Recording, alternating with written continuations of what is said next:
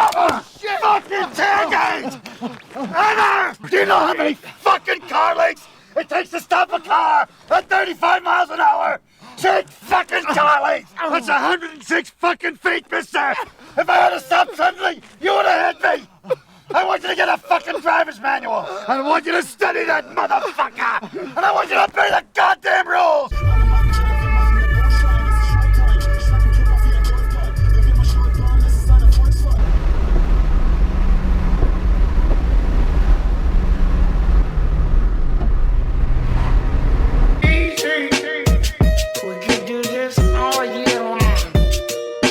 A regular, everyday, normal motherfucker.